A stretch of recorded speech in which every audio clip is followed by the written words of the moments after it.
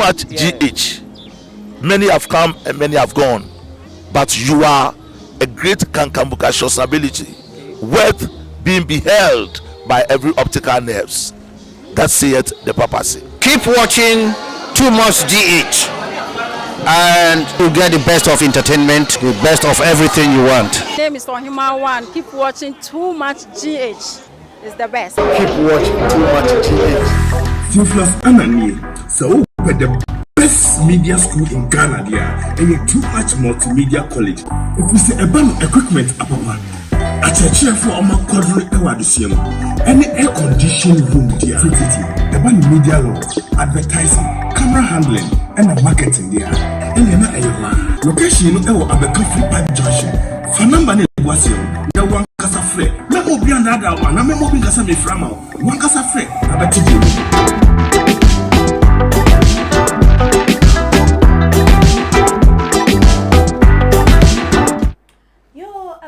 For any other phenomenon, Obibia Aquaba Sunko, a day ever too much GH so na said the munim no Gana Wahala Jumede, and I ever as Samuso for Muniaba, Equiscapa, and then so me day ever so more said the Dana die yen on the sunset.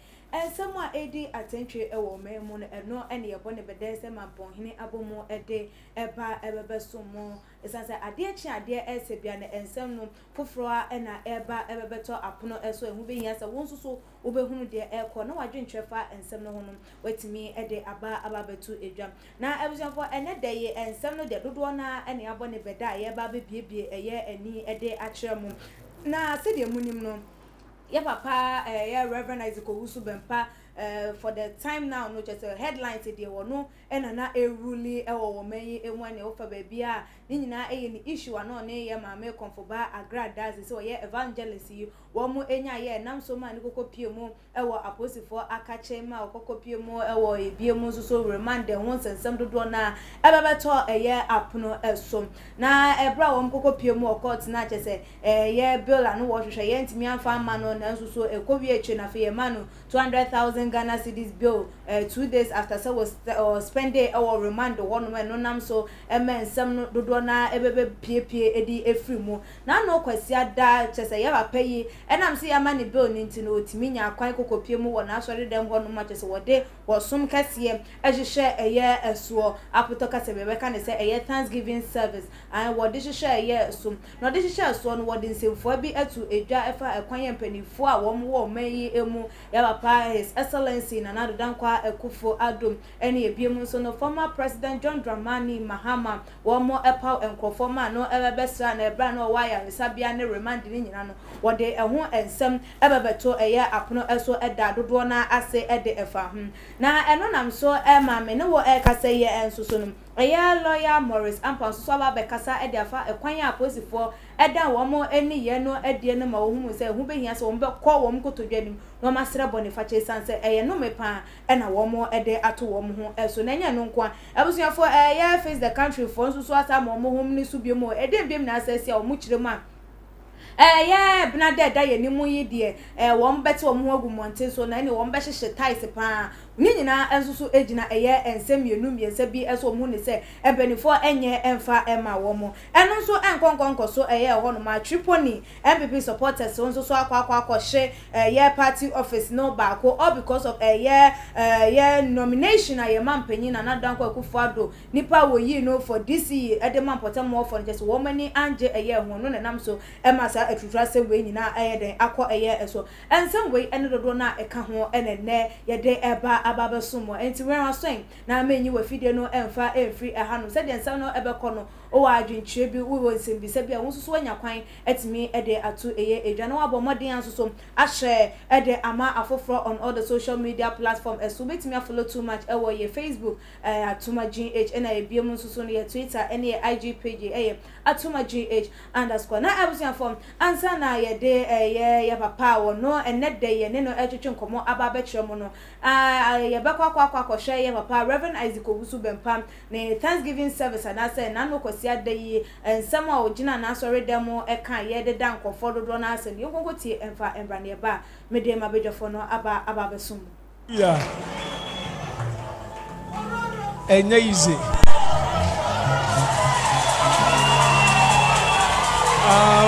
More fans.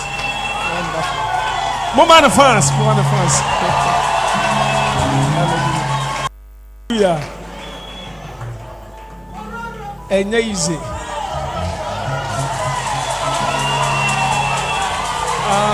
More fans. More fans. Sister, so Nyamisha wate. Sister, minimudin, and Mrs. Sassani. In fact, I didn't be a mekoba me mistake. Etima me mokra. Okay, my job.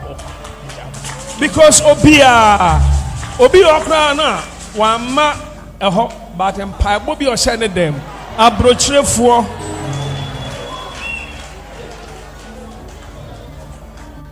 ana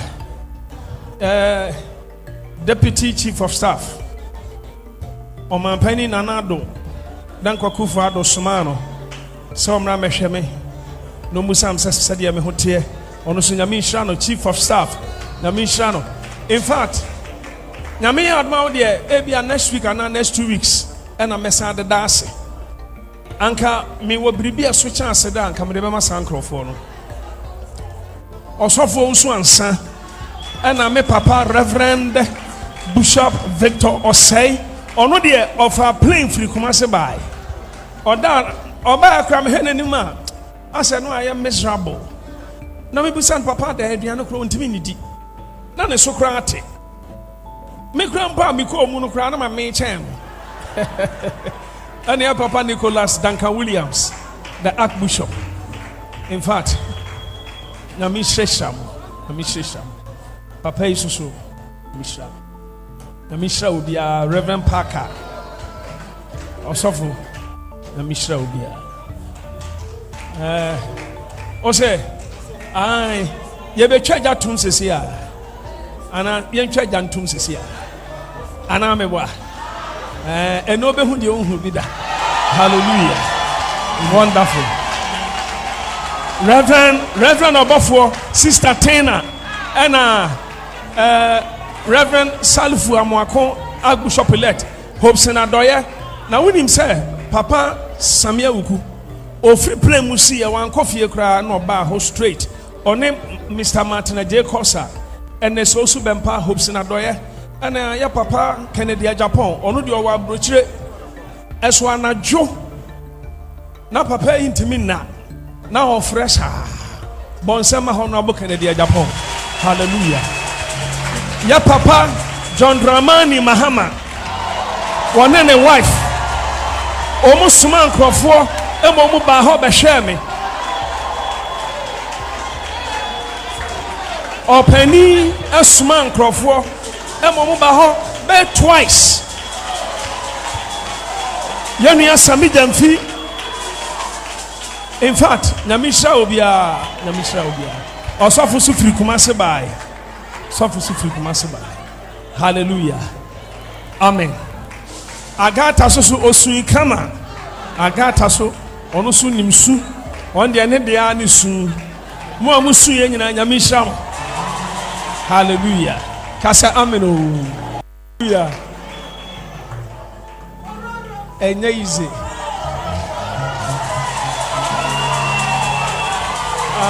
More fans. More fans. Sister, so Nyamisha wate. Sister, minimudin, and Mrs. Sassani. In fact, I didn't be a mekoba me mistake. Etima me mokra. Okay, my job. Because obi okra na wama eho but empire bobi o share them. Abrochirefo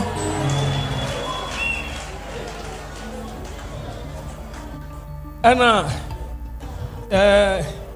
deputy chief of staff Omampani Nanado Danko Kufuado Sumano Somra Mesheme no Musam Sadia Mehotie Onusu Nyamishano chief of staff Nyamishano.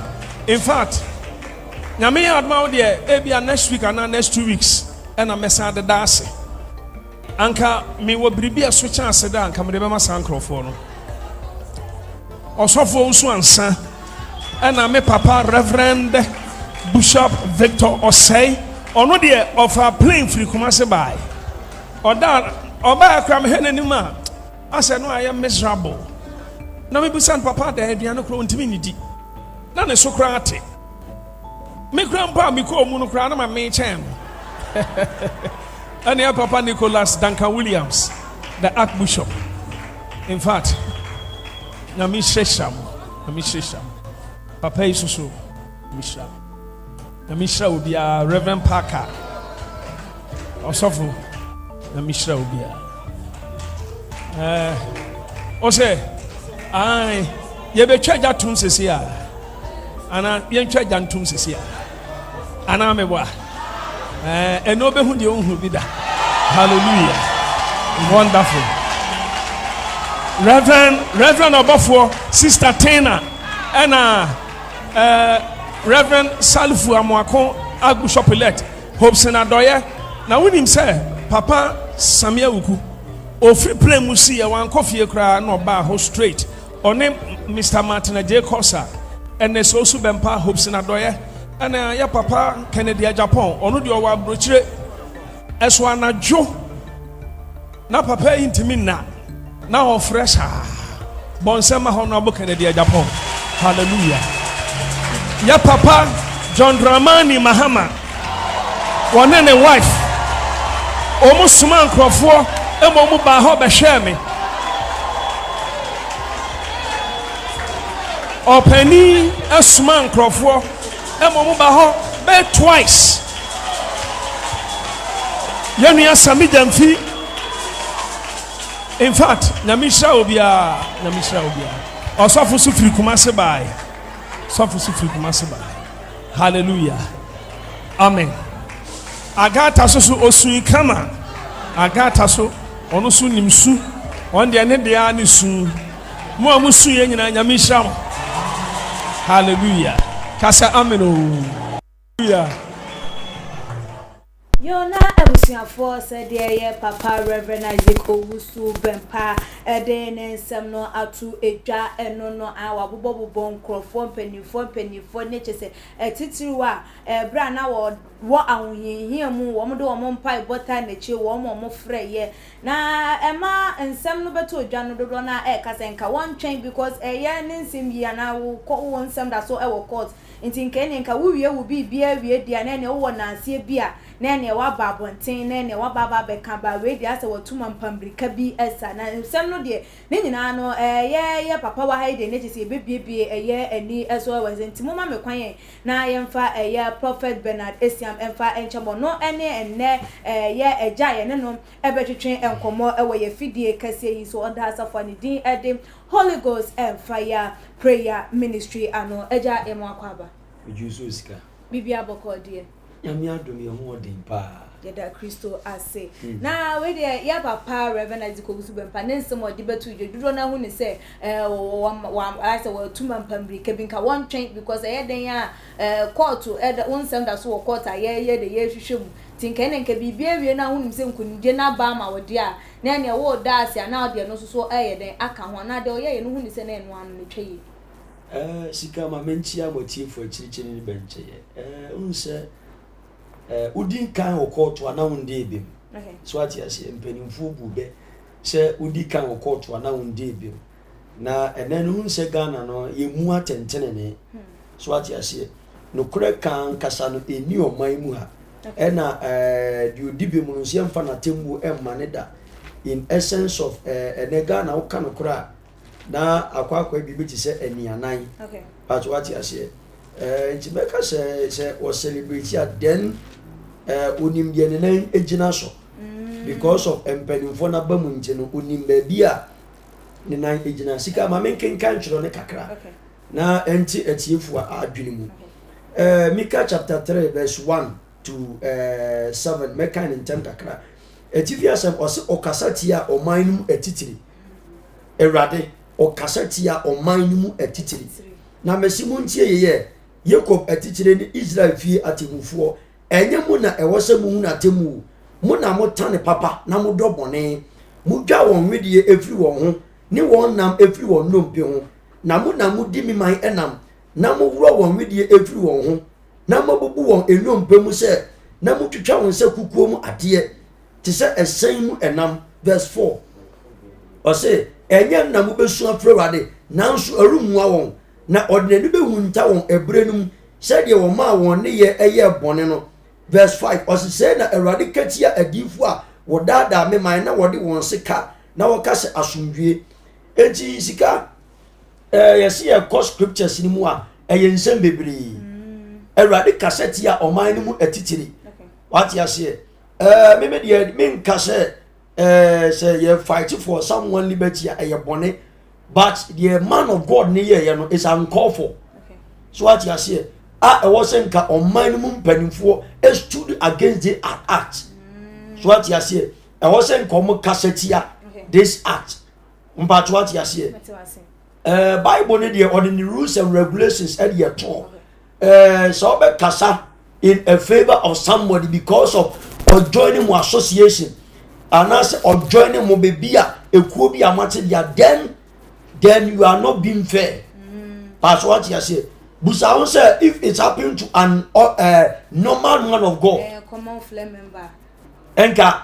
say na mo be handle issue no but what you say abaye the ball techi ne be baba da bi o but what you say enti no say you bu attention na de odibe mu ye mani di fo na de odifo ne mani di bi ma den o mani mu ye ndi atentene ne but what you say okay kan Psalm 94 see Israel atemufo so ne bu atentene ne emaye sika ti ase e o mani mu de we are not being fair ntina wo hu ne say ye papa yi wo mo a wo ka so wo mo frɛ ye ne yi na to so wo mo na mo de wo mo ho hye ye ensem no mu ana na say na nke ni kwan se nko wo mo frɛ no like o wa hu yehiem na nke ni kwan se obi akokosra na obi afrɛ na ana o wa hu yehiem mu de onipa bia wo ne dofo ne tamfo but what you say Bible say nipa nyina do wadue enipa nyina tanso adue but what you say 1,000 la but what you say but asemo ye mu ani yi yemua ni yi media me won say the mesifa attack on your way because ya adwumo kesene but what you say ya adwumo kesene though a man of God na no ho aba asem but yemusa say ne ho ba asem a edie na ne ho ko ba asem mu nyamesem kanimu na ne ho ko ba asem ana say okay o go beyond nyamesem na ne ho ko ba asem me ka say the ye tackle against on a fair and answer a year say you go beyond the rule of the verdict of police commanders and answer the courts and issue bail or issue sika Psalm 94 verse 1 to 3 etibia sem os onyankopon ye oretofo os areto nyankopon pui asase so temufo ma homere so na tua ahokyerefo ka Eradi enkosi da ben ena abonefo eni arusie tio enkosi da ben ena abonefo eni arusie enkosi da ben ena abonefo oka ne 2 times woka asem den na emuyo nyina di ahontansem okay emuyefo nyina edi ahontansem but what you say eti be ka se so mo ka ni sei no mu gina ni sei ya wo se enano me ka a man of God, the requirements of a man of God, the rules and regulations of a man of God. Any baby anya pepepe, any baby afun. But I was here who said, "What the okuta chrokunkuno, obi nshaw, obi miyaw." But what you say, and what a man of God. And to see a bua tentene near judge according to the rules and regulations of the Bible basis. Is that how we go about things? Sika, is that how we go about things? But what you say? Na ensem we bebeto edwane enra da lawyer Morris Ampan so de na no ebebetu mo ebra na jese wo di ni dwumede emra ne abrabo ensem na no na wo de nani bre anas wo de nani ekokosi Ghana police for eso a wo kasa bebre se ekwan a wo mo efa so eche Reverend Isaac Owusu Bempa na wo pe omudi teni no na wo pe bill no omudi na ni bill na fe chiro mbema ni bill ne de keka ehun ni nyina no eni nyina na eti anase oma ma oma hyenyame abufu oma upset eye nyankopon to the sense wo so wo monko no monko pa eye atwo na say no de nsem no atu jo sem what the Ghana police did in affecting the arrest was abomination. I call on the police to go and ask God for forgiveness because what they did was appalling. Ghanaians were wrong to have judged and condemned Owusu Bempah because of all the things leveled against the man of God were not true.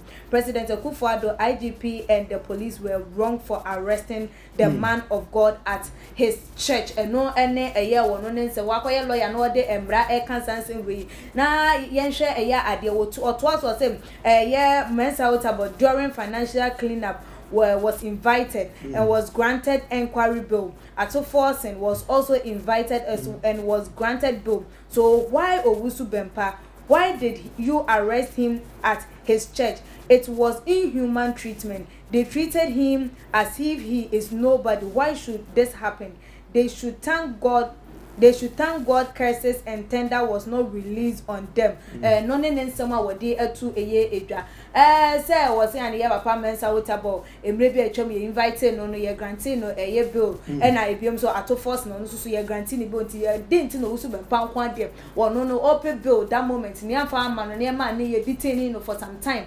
And sana ye no ashing a mere before to woman call and conquer bumpire and sell boniface. Say post in here the emra a year you might say a year emra ye free Bible money and they say and it's supposed to need a year and run as soon as what they are che a year and millipa and on them from so and why and no tea and me before. Sir, unsena mekase Israel Yankupon Bua Tentene Sika. Attentia dear, say be a menya conforno casem your comfort dia. But in this act, we saw the man of God with the armed men. So what you say, waiting the boys from Mukoma, I'm not catching. A live video, a show. And then God, you want and telling you. She got you see. We're quite the best in Uncle Pombu. Okay.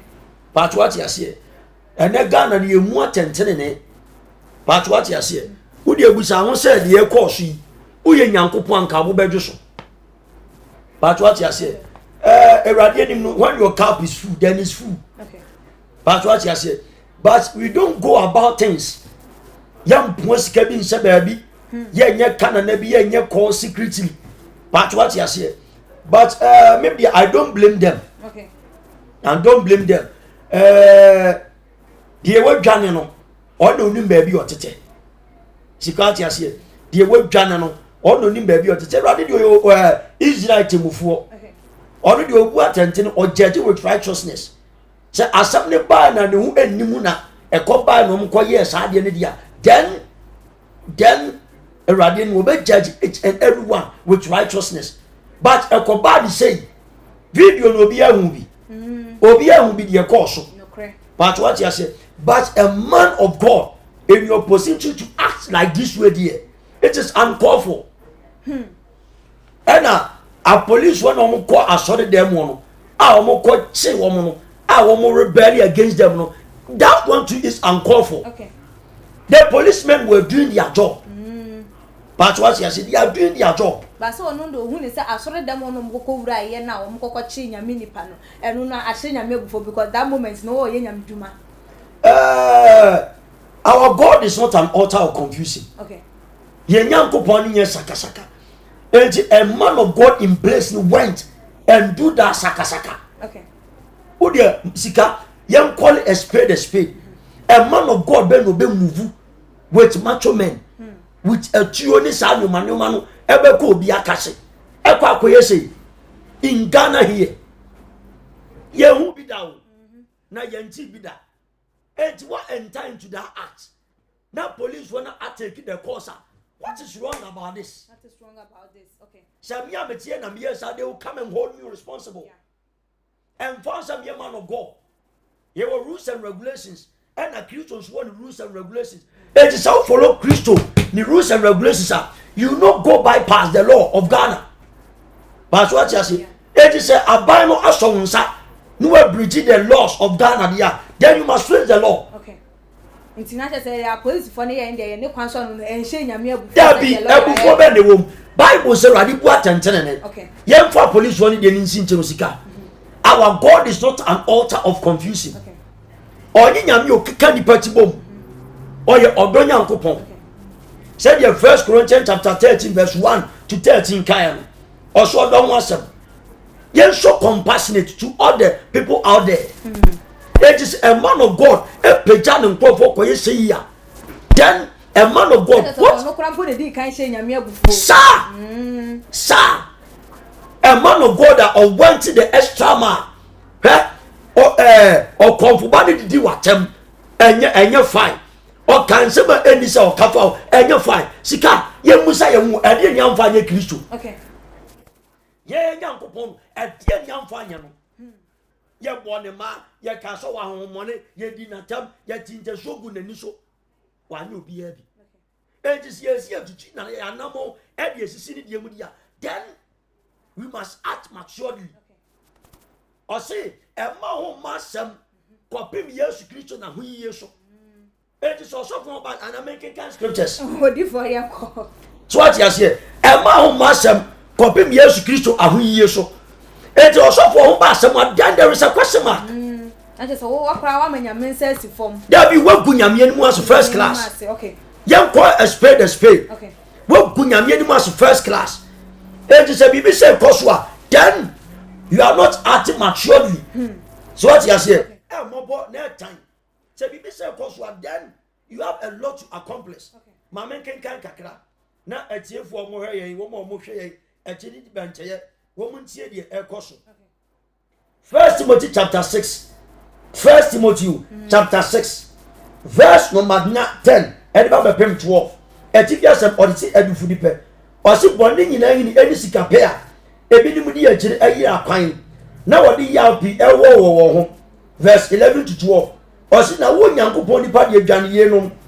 Osi ne di tene ne onyamsompa gidie odobo aseto eni odo akiri.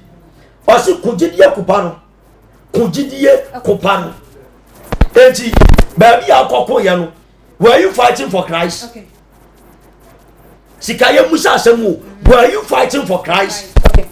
Anasa na ujina Kristo anemu.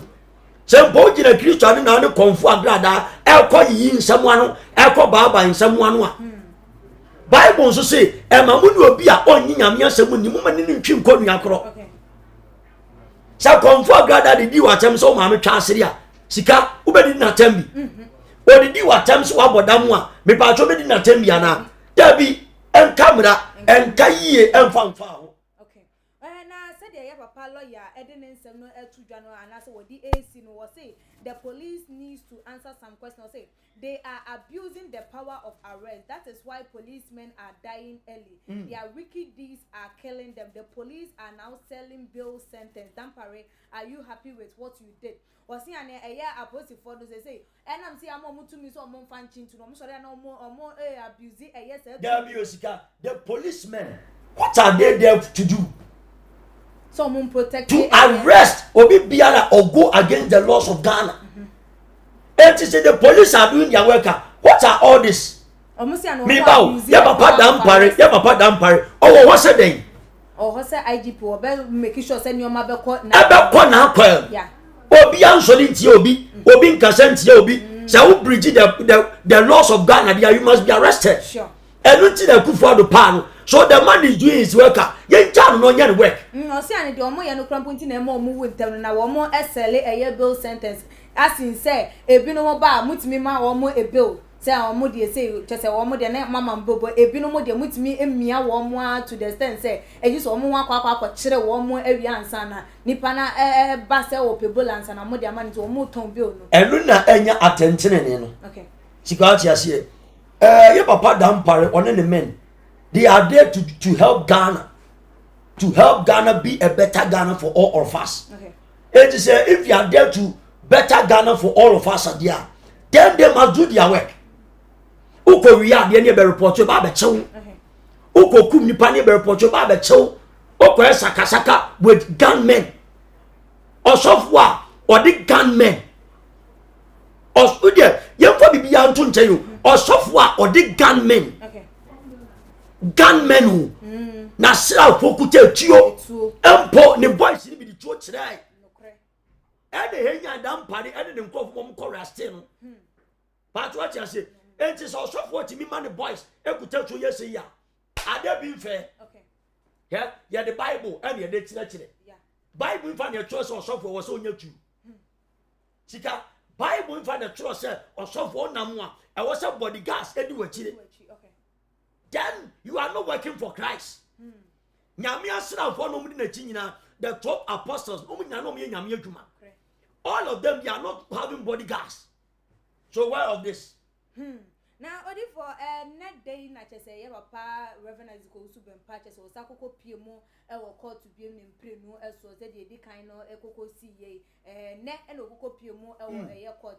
Now okoko pie mu no wo mo de nsem no kokko tu dwa no ntia na so ma police fo so e acti yom kokko che wo mo no wo mo di nsem no e che ma na chese still wo mo gusu e ye hwehwe mu di afa nsem no ehu na wo mo ewie no nam so ama chese ye a lawyer fo a wo mo ko ye wo mo tenetena ye nsem no so dedu mu no na de hia anything into asem no enche daze so matu ediko eye 5th October na amadodo na e kase na eno chese papa no na ye kwasi ada no adanse obebedi ya wo bobo mpanifo din no na chese kamia kwa akoye se aso omode ne nsa omodo mo nsa ewura ne omamu anaso omodo mo nsa hye ne omase ama nioma ne eni ya adane ama afi ye bekwa ko wie eche ne beka so ye nya no se eye sa na ti anaso se sa na ekoso a na ni etwa yi meme die Shauma resi ye papa Usubem pa Okonfo Agrada must be arrested too. Okay. But what you see? Adenti no bi beka sem se sofo obi o hem beka se sofo adenti ne ye arrested Okonfo Agrada. Se papa nko kan bibia enye kire de wo. Me fa se papa Usubem pa ne ti ne baby. Okay. Wan kwanko didi na tem an kwanko ka assault west. An kire no a enko no so ma be react. Enti si ya chi Usubem pa dia then Okonfo Agrada must also be arrested. Okay. Say no one is above the Lord, yeah. Then that lady must also be arrested. Okay. But what you say? Who they will say about Usubem pa refio and our so the gunmen and no more to ya. Every boy ya one who say area no more so community. Yeah. Among for baby it is what and the 20 kobo bi ba o mechanic say. Okay. Say Okonfo Agrada only the boys enso kutatuo dia. Then yeah, papa Dampare must also arrest Okonfo Agrada for also her so only the Nkrofo mukuta armed. Okay. So what you say? Say Timacho Usubem pa dia then Okonfo Agrada also must be arrested. Say ebu attention in India ono so also facing the Ghana laws. Okay. If no one is above the law, then she's also not above. What you say? Okay. All the men for some your suffer. And I mean me gunmen. Akọ baby ekoye sakasaka. And a baby ekọ ono so ye armed. Also catch Usubem pass or your bema or refugee will be in the gate. Then on one. Okay. What you say? Yeah. A gun for gun, an eye for an eye. And to the abadi amidisiao, maybe a gate, remunia head. So also your bema. So what you say? A chua, a chilibema. But you also a judge assembly maturely. And yes, a babetina media no so, ebe casa bebreno biate. Now, avian go to derby. Adentina obe year report e me be arrest no yem fa no nto nchai enu ya different case ye policeman call mo elko arrest no mo bu wo mo enu is a different case yeah. But what you say? Yeah. Then the policeman called up to Okonfo Agrada sitting down. Oh boys in so born were they armed? Okay. Adentina be your gate say opa onwem. What is hiding in there? Okay. But what you say? Adentina ebi mu otu na ebi mu nitu. Say yem fa ne say papa Dampare meto so na sorry. Say Ghana asofo nyina otuo di a emfa na Ghana ye boboko. Ya papa say Ghana asofo ni adifo obi a body guys are. Where are we working towards? And I say where is Ghana future? Okay. Asofo ya so de wo Ghana. 70% of Ghanaians are Christians there. What must suffer to do say? If any pastor and any man of God, our bodyguard, no be able to touch you, papa Dampare, what is about to happen? Yeah, what is about to happen? One more bodyguards, could touch you there.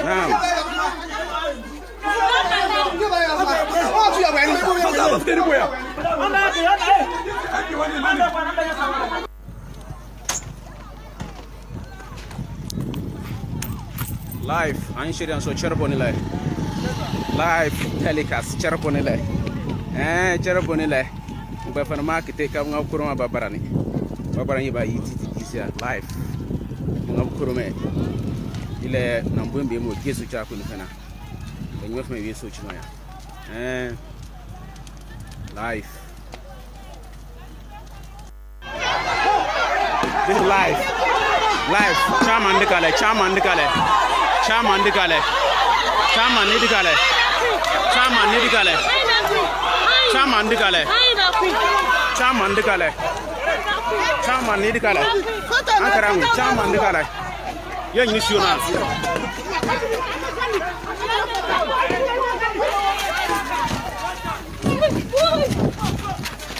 This is live.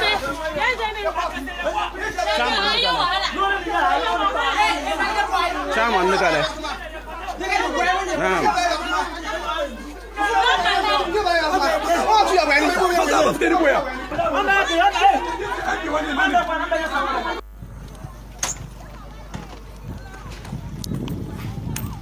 Live Anshirian so Cherubonile.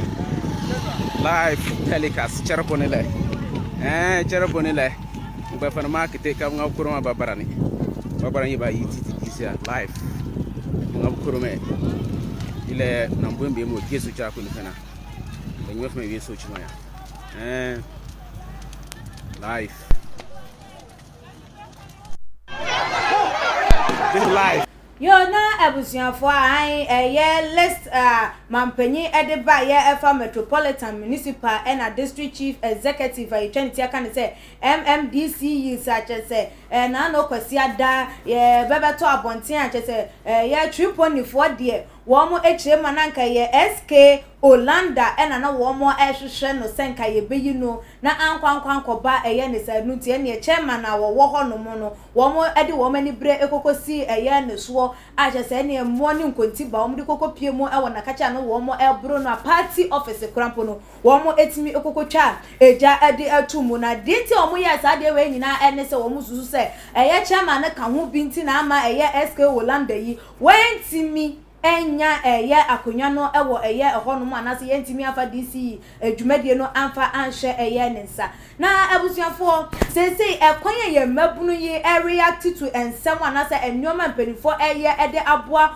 wo mo ankasa o constituency anase wo mo district no se enie dia ene na etwa ye anase sese no wo mo kire eni de eni edin kire se mampanyi anhwe anto noma ye wo mo abetimi ama enoma ayeye no etwa ye ana we de odifo wa hede ne yetoa ensem no eso odifo se mabunu timi ko ye wo mo chairman office ekoko brono wie na party office so so mutimi kokko twa eja ede atumo se nipa ye pe no mo amfa wonu ni mom na se mo amfa DC akonya na amfa amma no na de mo yi ne de amaye no no de ye mpe no enu nti ni na je se ye kire eye ye bufuo etwa yie anamuntu mutu ye etwa yie sika eka se unse ene no emabunu na aba no they are boiled up. Okay. So what you say ubia yes. What you say na omugu afu amamenke kan scriptures kakra Ephesians chapter 2 verse number 2 o say na akane no mo nante se de wias abrabote tumi no pani no etie honhoma na nsen adwuma wo asodin emam. Okay. So what you say say honhoma na adwuma wo boys ni no ma de den. But what you say so I'm talking about then they have hijacked the future of this country. Okay. But what you say, and you say, "Oh, my the first the country campaigner." Maybe say, Fabino a year. We're going to put the country campaign. We do one more constituency, one more and just say this year one more airpenny and farm. Man, need to know more to sana mon. The country for it, one more can ever almost. Unse and no.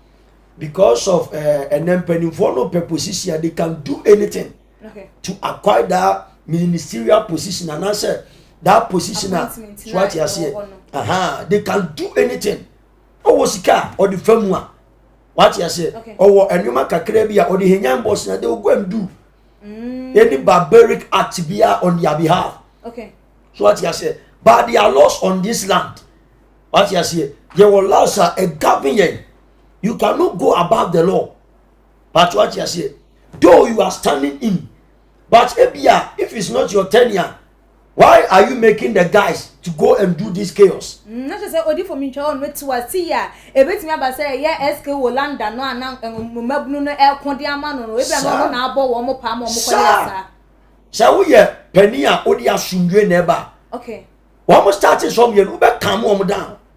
But what you say, your position and kwama we be kwama obi. So it is a kwama obi in that person's favor. Why are you acting? So if say you play your role well, why are you acting? But what you say, he got to do anything for money. Yes. Ephesians chapter 2 verse 2 and not 2 be so terrible. So almost show chaotic behavior biana and I say barbaric act behavior biana then there is something pushing them. Okay. Then there is a spiritual backup. Okay. But what you say, they can do anything for money. That's what is going on. So we are a mebun so and I will brabon planning for your future. On this happen for wait. It is about to one yabon to you. No near someone can be say, yeah, this say a mabno no say be obi position a war painty when yano this cabra all those who hears Kentino. Ube this catchy now walk or shred a year or crown quana. I was a mabuni idea which I saw your man more. And only a salmon. Or no penina or penny position or tibabin in a year in a man. Did it cho better? And what about the most coffee and Bukana Saka? Near interest, I mean, and cause me now, yet day. Now, yet there's someone in almost standing for peace. And I said the development of that town, and I said that vicinity. Send your reality. Okay. I guess and maturity. What you see? Well, we need to young boys and swelling chaos, and I said, a chair day. A chair day. Now, so you have a page to them on the one and you're not small more. If they are acting on your behalf, then who send them? Okay. Say, no, what? Be a woman for the Nasuma. Now, say, I can't say yes, no near in the swim for number Peter Tracy kind child. So say, in your upon the car, say, one Tracy kind of one, I didn't pay a bit me about them, one was almost on a year. The piano man questions, and said, he tried to defend the Christ himself. Okay. And accused on the catches and train can't. Emra Alpha Nigina when him. Okay. Or to move for penny. Yeah, could the amount who was a woman Mabruni who say, I did, and yet, I'm come what? Fair enough. Okay. What you say? And Yamina Medi, anybody or Tassa nature, they should hold that person responsible, making with him. Then, what more call reaction? No, sir. Penina, ya Quaco Common and Cassan, or sit on touch it. But what you say?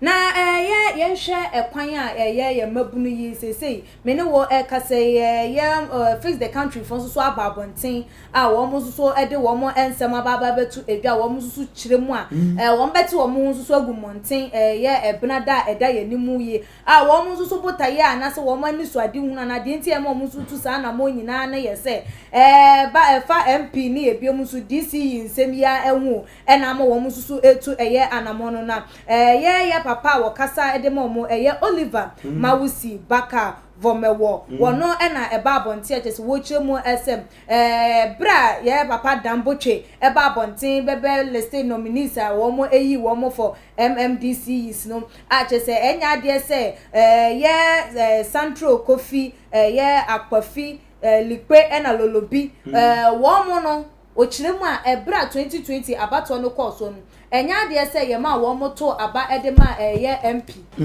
by ye ma wo moto presidential one no ma ye papa Akufo-Addo ne Mahama no wo mo stand ye na so eba no MP ne dia ya ma wo mo antu eye ebi na afi eba so say ye ye DC so a wo mo so no ye yi wo mo e de afim na kamia kwakọ ye say ye yi wo mo emu enti wo mo entna se e ma sa nyoma no enye den enkoso no na ama ye papa ya ba bonti echemu ye Tuesday dey womo de womo ebekwa kogu eye monte so na say and o take it to eye ni Facebook page so our try ye osaje for Baka Vomawo was say #fix the country. We will burn ties on Tuesday. South has no MP and now no DCE. They too deserve to burn ties neho or no any eye and summer what they to say yes face the country face the country na say yes she say ya won potem muni MP fine e wo mu say e kwanya e bia won panifo no e fa so ana say do muni mu edi year 2020 abato no entweye na say this time around DC is so abato ana say nomination aba na eno so no mo district ya ma eye mu bia wo ba bontin ba beka say ye be hye eye house anase ye be yese no ye be see hu say ye show sakasaka ya eno na be ma wo man no na ye shape na ye pese ye emba no aba na because wo pese nyoma enkoya wo ko hye house no eno na be ma eye DC no ye yi na ma wo anase MP no ye de na abre eye wo mo no mo nto mo pese wo mo ntu ye coming Tuesday yi eno so de na betima kan ede afa ho sika unse ode basabasa eje eyi obi ka ode wa obi tua okay ode adwobre nso edan wo ka onipa no obi tua ti ade nti na mo nko ne boko openi yo tena fie ma se bia fo ne ebu na nka efo ka ho pacho enti emabu na mo hwe na mo tie ye. This is not how to go about things. But what you say, what you company for which may the youth on one kasa a top and penny for na soon. What can you to non penny for na kwaku? What you say, one more standing for the youth and aquaku penny for oh, young penny for your buy your boy once. Now, we ministerial position yet, you want you be my yay. What you say, Muyim penny for 1 year, dear, at the end, Koso.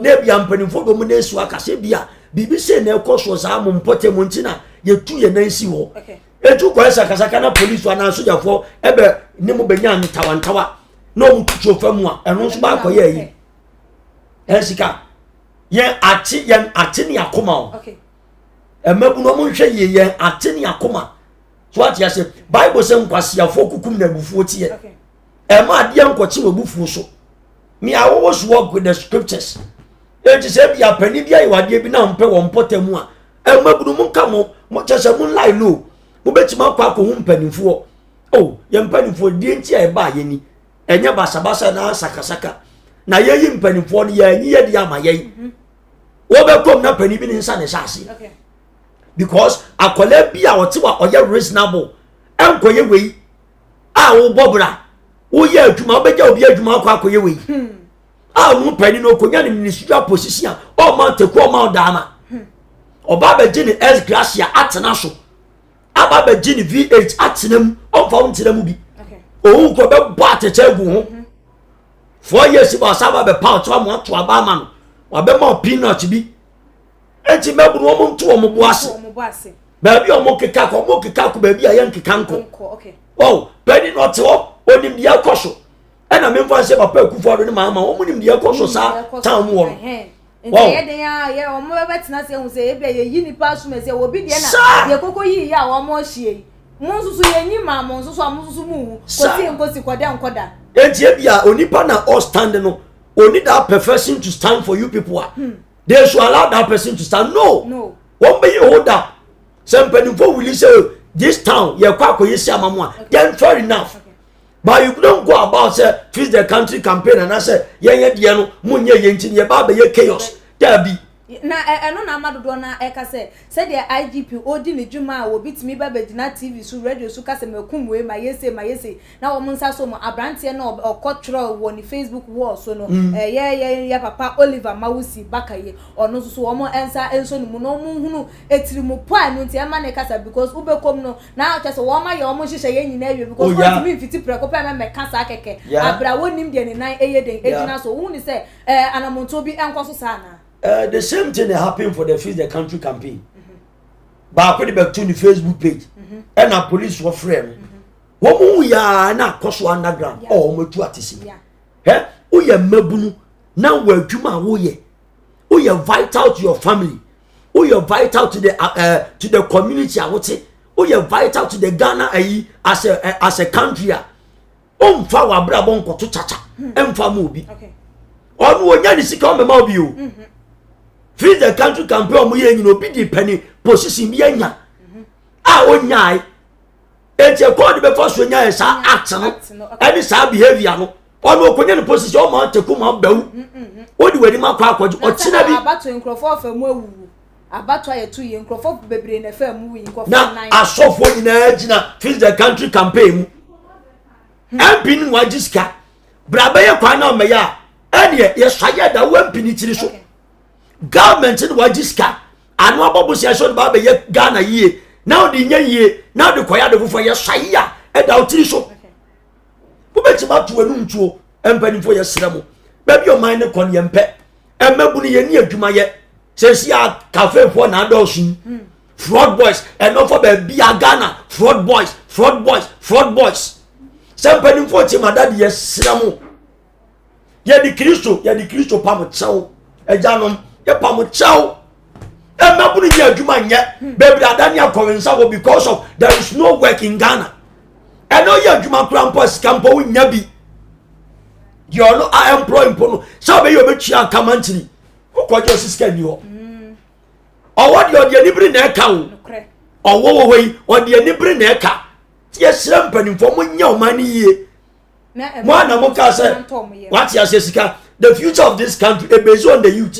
Yeah. And the youth ni kwa manye ni atiti mu a e di na pese youth ni nye.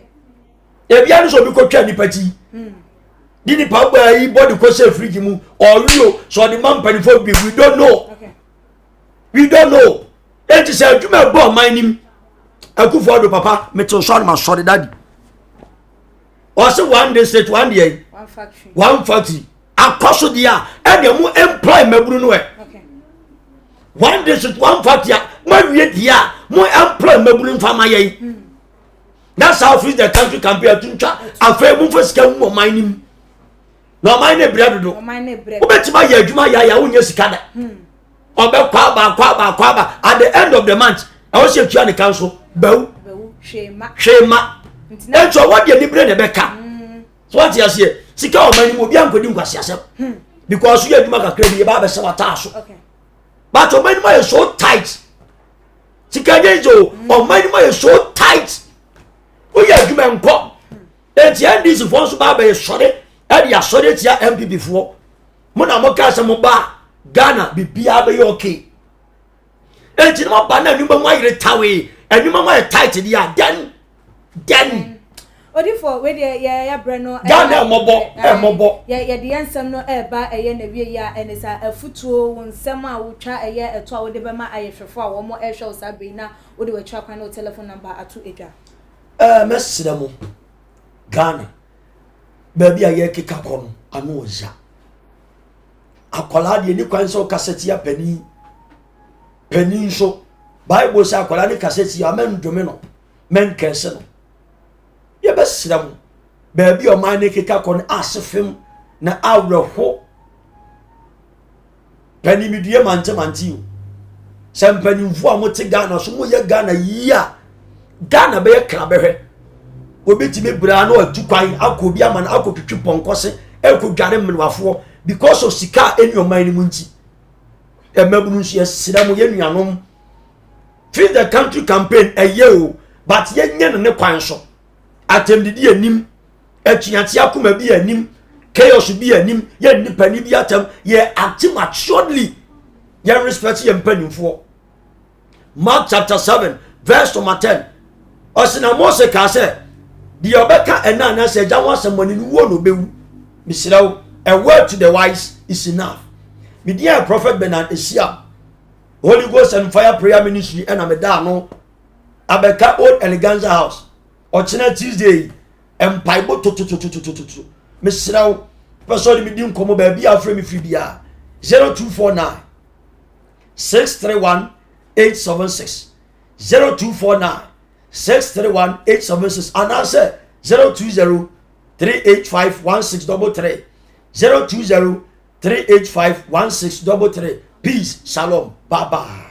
Yo odi for beda wasi bebre na abusuafo aha ena ebre ma yekwan ma yedi edwumadie no esie se enene eda edi kan a wo hwe ye fidie ya na ehu behia se obe subscribe to your channel no ebiemo enso no mia adoma no eso se ne ebe ya yenya upload video bia ye call live awo so wetimi anya notification e wo phone or laptop and answer with tablet so follow Tuma GH or Twitter page so and as Instagram page at Tuma GH _ Facebook and so Too Much GH nako so ana share fama afofo wo yonko said ye be ya wo mo enso so ebe hu de ekoso wo memu na wo mo nso futuo ne wo ma dwinkyire biara wo mo ewo ede efa ensem ma ekoso wo mayi hu no wo mo nso etimi ede aba beto apno eso ne yakenkan ede amomo se ne na efata na abusuafo enne enkomotwetwen said ye esi efa ekoye emmebu na se wo mo ehu ne se de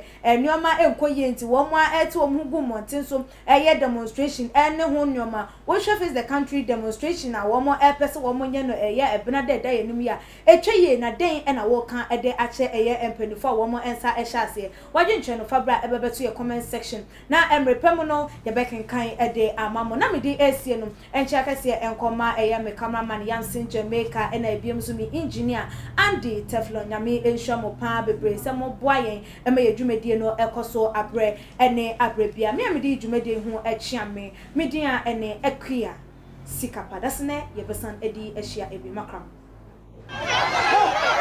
This life. Chairman Dikale. Chairman Dikale. Chairman Dikale. Chairman Dikale. Chairman Dikale. Chairman Dikale. Chairman Dikale. Chairman Dikale. Ankara Chairman Dikale. Young national.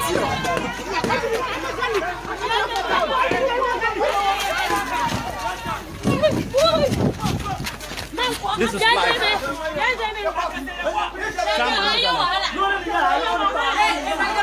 Chairman Dikale.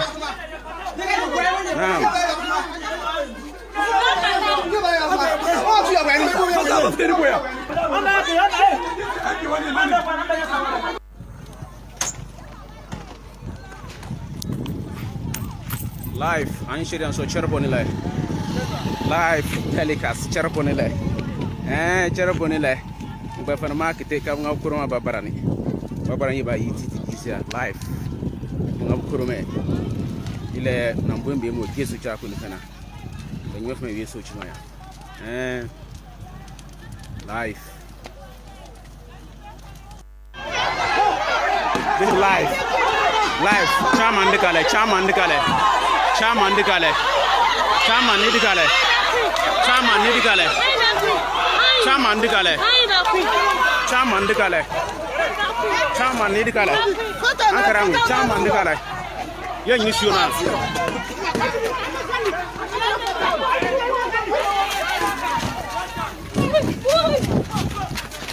This is life.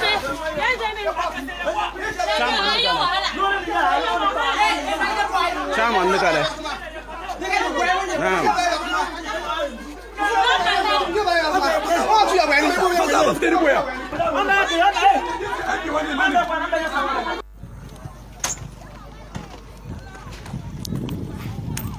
Live insurance so cherponile. Live telecast cherponile. Cherponile. Mba fana market ka nga kuruma babarani. Babarani ba yiti live. Nga kurume. Ile na mbwembe mo Yesu cha kulikana. Wenyewe fanya Yesu chimaya. Life. Yeah. And easy.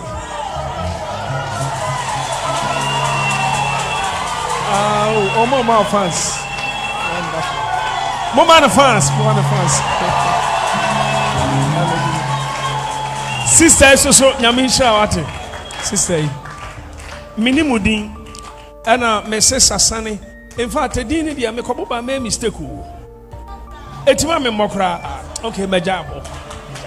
Because obi okra na wama eho but empire bobi o shane dem abrochirefo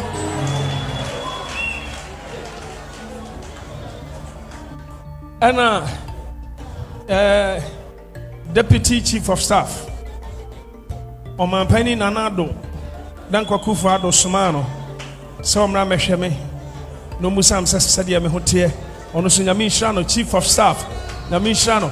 In fact Nyame adma de ebia next week and next 2 weeks and a messa de dase anka me wo bribi aso chance da anka me de bema sankrofo no osofo nso ansa and me papa Reverend Bishop Victor Osei ono de of a plane free Kumasi by oba akra me henanima ase no I am miserable na me busan papa da aduano kro ntimi nidi na ne so kra ate me grandpa me ko mu no kra na ma me chen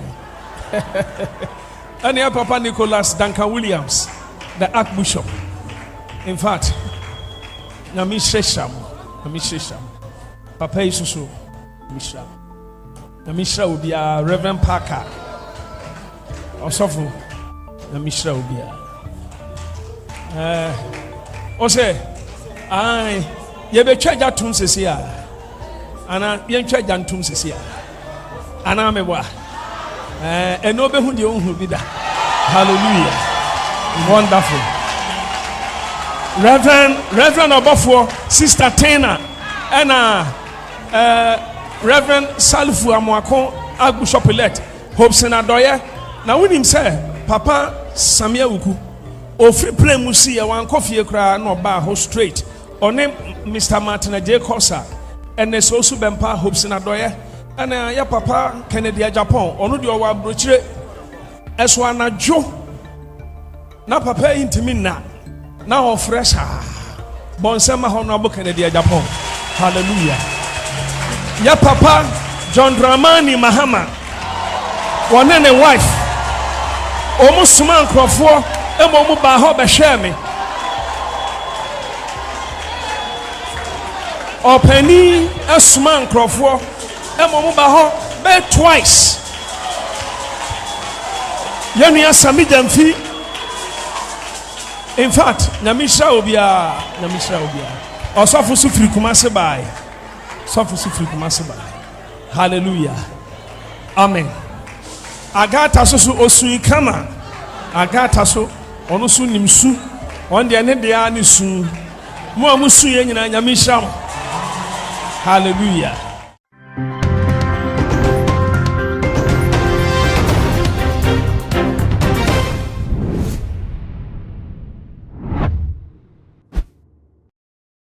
Too much GH. Many have come and many have gone, but you are a great Kankambuka ability, worth being beheld by every optical nerves. That saith the papacy. Keep watching Too Much GH, and you get the best of entertainment, the best of everything you want. My name is Ohima One. Keep watching Too Much GH. It's the best. Keep watching Too Much GH. Theophilus Anani, so open the best media school in Ghana there, and a Too Much Multimedia College.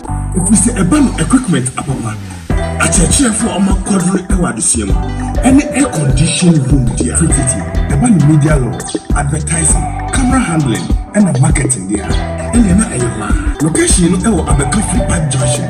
For number ne was you, no one casa free. No more beyond that one, no more being casa me from one casa free.